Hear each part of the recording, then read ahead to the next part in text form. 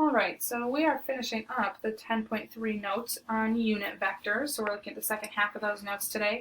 Last time we talked about unit vectors in general and how to calculate them. Remember, a unit vector, the word unit means one, so it's just a vector going in the same direction as any vector we might have started with, but it has a length of 1. Okay, useful for physics calculations and some applications like that. Today we're going to talk about what are called standard unit vectors. So there are two special types of unit vectors. Typically, like when we are looking at vectors, they can go in any direction. So like this way, that way, whatever, like all over the place. You don't have to draw that, but a standard unit vector, so you'll want to add this part to your notes, means that we're looking specifically at the horizontal and the vertical unit vectors. Sorry, my writing is so bad today. The horizontal and the vertical unit vectors. Okay, they're like the special ones because they go horizontal and vertically rather than like in any other weird angle. Okay, so we're going to look a little bit at 3D. We don't do too much with it, just a tiny bit. Focus more on two-dimensional vectors. So two variables, x and y. Let's start with the horizontal unit vector. So if I'm drawing it, starts at the origin, goes 1 unit on the x-axis, so ends here. This guy has a special name because we use them so much. They call it vector I. So that's like a standard name across the board, vector I, my little vector sign. And usually it's like a kind of cursive I so that it doesn't look like a 1. So vector I is the horizontal unit vector. In component form, that would be 1, 0. So x is 1, y is 0. On the other hand, we have our vertical unit vector. So that goes straight up. That's crooked, but you know what I mean. And that one we call vector j. Okay, so we have I and j. J is our vertical. So the components would be 0, 1. Okay, so a lot of times we'll use I and j rather than writing out the components. Now, the 3D is very similar. We have I and j already. Okay, but in 3 dimensions, I would be a horizontal distance of 1, vertical 0, and then our third dimension is z here. It's like a depth. It's our depth dimension. That's also 0 because we're looking at this horizontal one. And then j, similar, but this time it's 0, 1, 0, because we're only moving towards the y. So here's our y, x, y, and z. And then the third one is k, 0, 0, 1, because we're only moving in the z direction, kind of that depth. So horizontal, vertical, and like depth to make it 3-dimensional. Okay, so these are our standard unit vectors. And the usefulness of them comes when we write them as what's called a linear combination. Okay, we call it, in pre-calc, we'll use this terminology a lot more.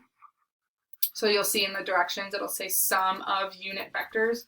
The technical name is linear combination, but this terminology helps us remember what we're doing. It means take your original vector and you're going to write it as a sum of I and j. It's actually way easier than you might think, so let's look at an example. So here we have vector A. If I want to write it as a sum of unit vectors, so that's what we're doing first. I'm going to change colors to red because that's hard to see. So the sum of unit vectors,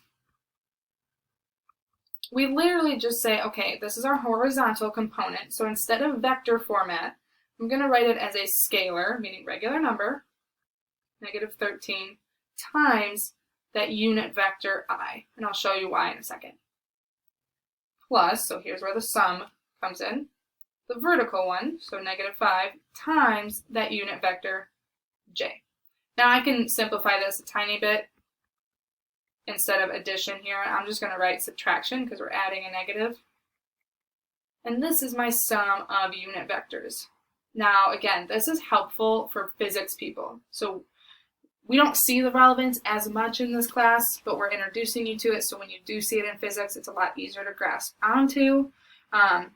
Plugging something like this into a calculation is a lot easier than working with vectors in component form. Okay, and then just quickly, like why does this work? How did we go from something like this to I and j? So let's expand it back out. If I have negative 13i minus 5j, well, that means I'm doing negative 13 times vector I. Remember, these are vectors. We don't really write the symbols for I and j because we use them so much, but they're vectors. So vector I in component form is 1, 0, minus 5 times vector j, 0, 1. Okay, this is vector operations. Distribute. So this becomes negative 13, comma, still 0, because negative 13 times 0, minus 0 times 5.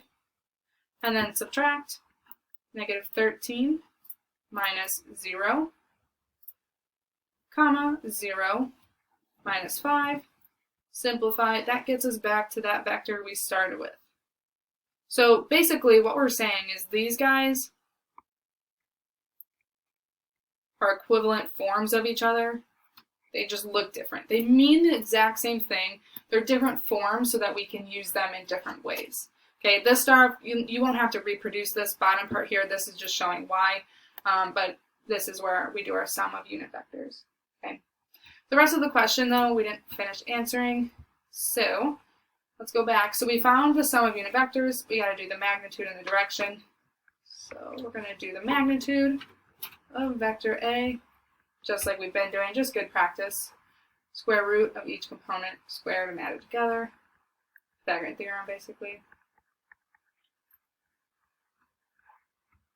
So we get the square root of 169 plus 25 equals the square root of 194. Put down there.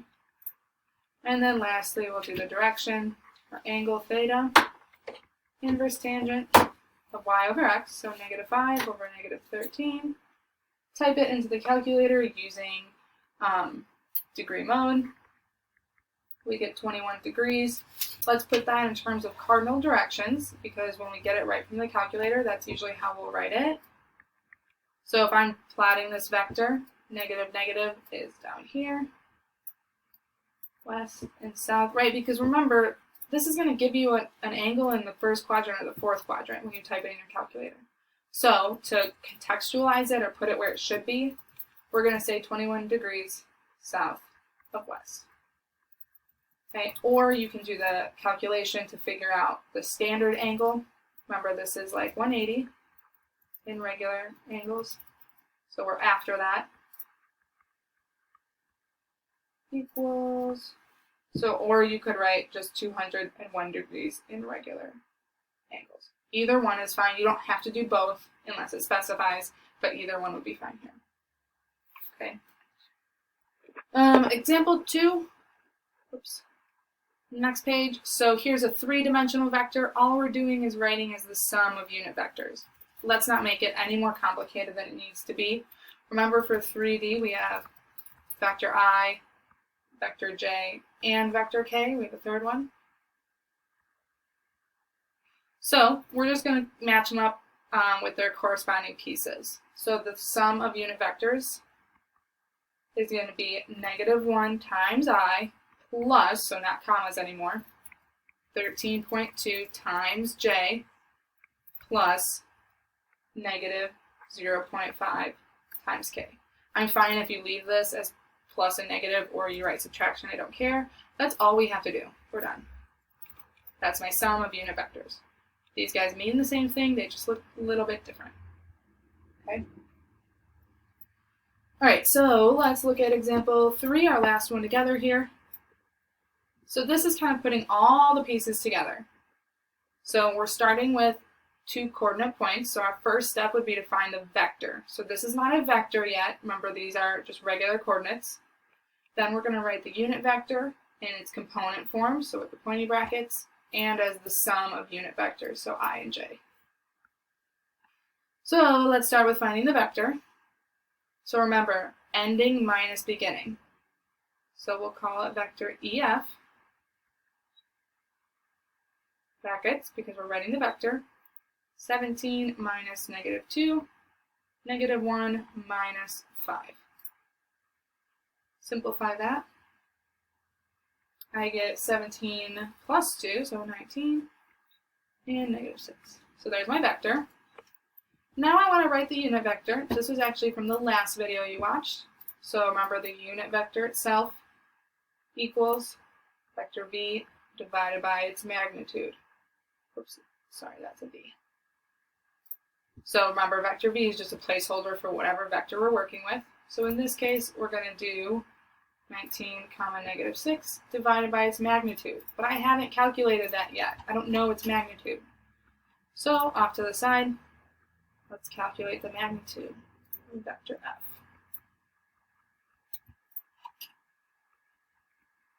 Hopefully we're getting good at magnitude at this point. So I have the square root of 325. Okay, so we can leave it like that. You can actually simplify this, but we'll just leave it here for the sake of time. So we're dividing by a square root of 325. Split up that, or sorry, distribute that division, 19 over root 325, comma -6 over root 325. Okay, and then rationalize that. 19 root 325 over 325. Right, we've been rationalizing for a long time now. -6 root 325 over 325. Okay, so this is component form.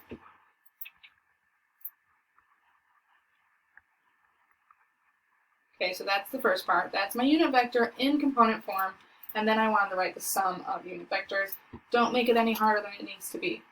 So we're going to write our first component, 19 root 325 over 325 times vector I.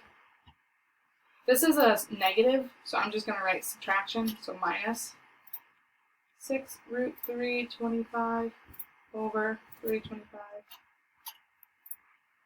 times vector j. So just multiply each component by its corresponding standard unit vector. No brackets for these, right? It's a sum or a difference. It's not a vector. Okay, it looks a little bit different. This would be our sum of unit vectors. Okay, those are, again, equivalent. They just look different. So from here, I want you to pause the video, try the last two problems on your own.